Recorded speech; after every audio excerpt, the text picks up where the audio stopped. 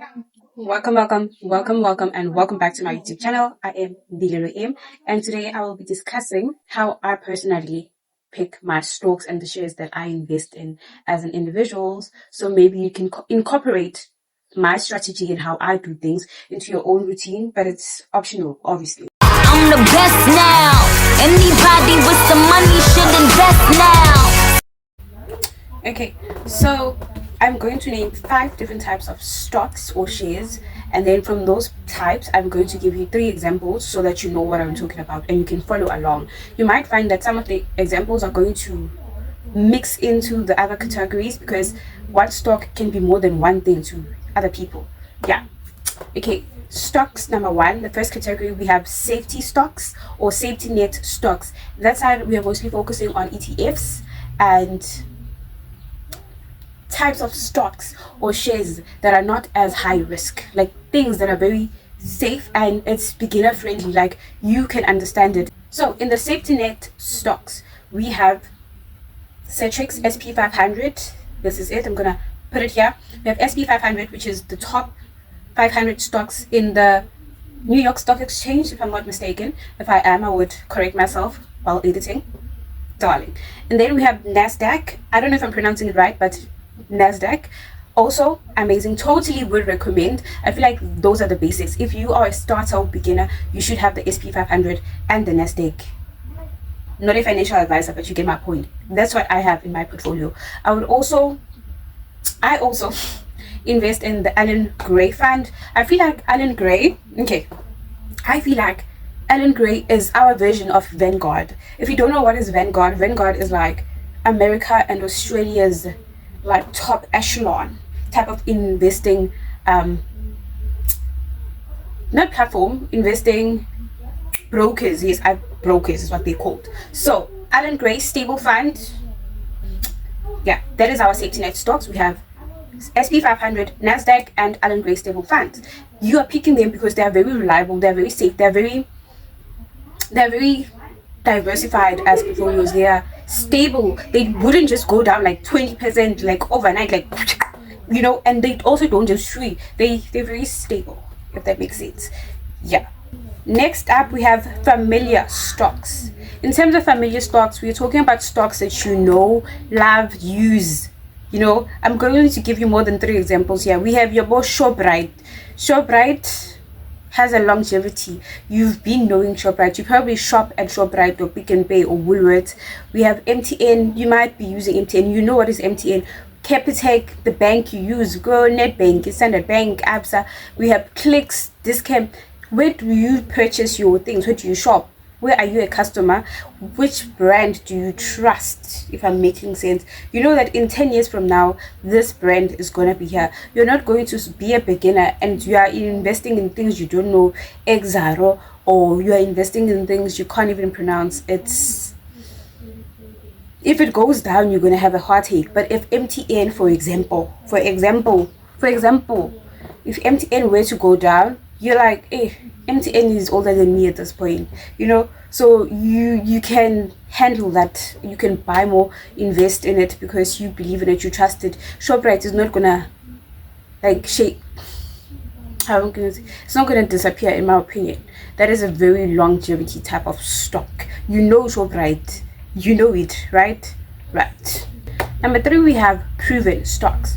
Now here's the rule: past performance does not determine future performance. So just because a stock was doing well 10 years ago does not mean it's going to be doing well in 20 years. And I understand that. I really do. But for me, I like to pick stable stocks that just have an incline going up. It's just straight. If you go to the graph, I'm going to show you examples.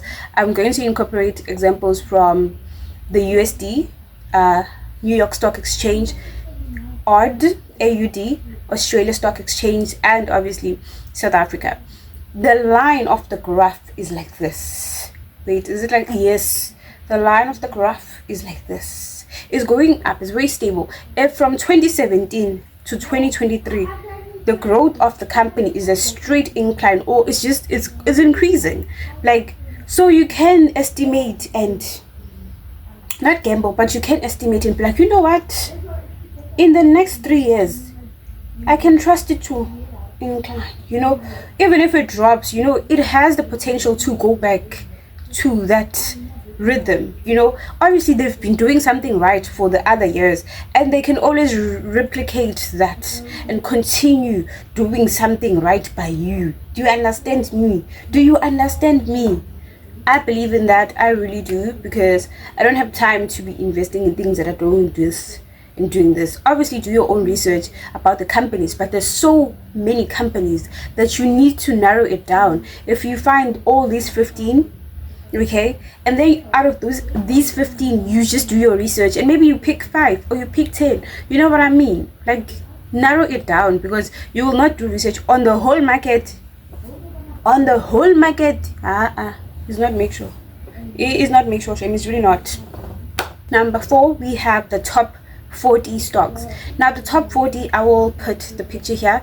When you go to the EasyEquities investing platform, you have the top 40. That is what the stockbrokers and the people who know what they're doing, the people who graduated already, that is what they're saying is the top 40. Those are the top 40 companies that are trusted by those people and the EasyEquities team. Okay, here's the thing. All of the companies that are in the top 40 have been vetted. Okay, the people sat down and read financial reports. I'm shaking the camera, sorry. People sat down and they read the financial reports, okay, which you are not going to do. Maybe you are, but for the beginner, we don't have time, we don't have energy, and we don't even understand what's going on. Luckily, I kind of do now, but I don't have energy. Okay, those have been vetted, they have been trusted, they are the top 40, they all have longevity, the dividends are giving, everything is, so within those top 40, it's easy to just pick your favorite out of those top 40, if I'm making sense. The examples will be Capitec, MTN, Anglo America, Anglo Platinum, ShopRite, also in Clicks, also in the top 40. As you can see, there are companies that can meet all or most of the requirements in terms of how I pick my stocks, and I feel safer like that. If it drops by 10%, my heart does not beat too fast, because I'm like, you know what, I have hope in this company. I know this company is still this and this. This is why I invested. I did not just pick it. I did not just wake up and be like, hey, I don't know what to do, let me just risk my money here. Okay, I'm going to give you an honorable mention. This is just number 4.5. Number 4.5, we have dividends stock. Personally, I am not a dividend investor. I don't invest for dividends. I mean, I want the dividends, I won't. But what I'm saying, I don't invest for dividends. I invest for growth. I want the companies to grow, because what is the point if the company is dropped by 30%? Let's say I invest 100 rand and now it dropped by 30% and I have 70 rand, and then I get a dividends of like 2 rand. I need both. I'm gonna need both. So all the companies that I'm stating, they do give dividends. So I won't be focusing on dividend stock, but what I will be focusing on, number 5, diversification stocks. Yes. So in diversification stocks, we have, when you go to invest, yes, let me start there. When you go to invest, you will find that there is different types of categories and sectors to invest in. You will have banks, you have chemicals, you will have food, you will have forestry, you will have transportation, everything that you can think of, retail stores. You understand what I'm saying? Let's say in your portfolio you only invested in banks. Let's say you have Absa, Capitec, and Nedbank. If the banking sector as a whole goes down, you're going through a lot as a person. If in your portfolio you have Mr. Price and TFG, you only have retail stores, if that sector of the market goes down, if you invested in transportation and transportation just goes down, you are going through a lot. So it is why most stockbrokers and investors do recommend that you diversify. Diversifying meaning you don't have your eggs all in one basket. So you can have a bank, so that would be Absa, Nedbank, Capitec, okay, and then you can go into chemicals. In chemicals you have Sasol, and then you can have food and drug retailer. Sorry, I wrote it down. There you have Discam, you have Clicks, you can have the funeral insurance types, about one life, old mutual, you can also have forestry, mondi, you can have transportation, transaction capital, you can have all the different types of sectors, so that if one sector suffers, you're okay. You can't just take all your money and you're investing it in crypto. Crypto is very volatile. English is trying to trigger me. Volatile. You get the word. Also, another side note that I also consider is Thrive stocks. I'll put a picture of what is a Thrive stock.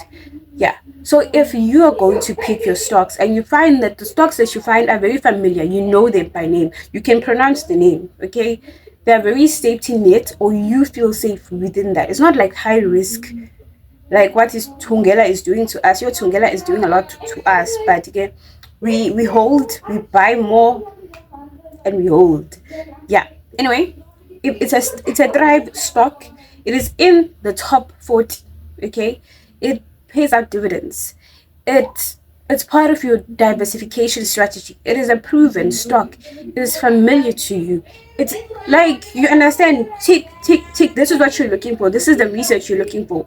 Because if I say, oh yeah, invest in banking, there's like 5 banks. Maybe you find Nedbank, Absa, Capitec. In order for you to pick which one of these banks you're investing in, you use that tick strategy, and that's how you figure out what works best for you. So that is how I personally pick my stocks. Next up, we will be discussing auctions, how to buy property on auctions, how that works, everything. We will also discuss the New York Stock Exchange, so investing in America, USD, as well as Australia, UAD. I used to be in a point in my life where I believed on Australia more than I believed in myself, but life happened, I grew, so we are not sure where I stand upon that. So thank you for watching, and you know what to do. You really do know what to do, so do the right thing. I am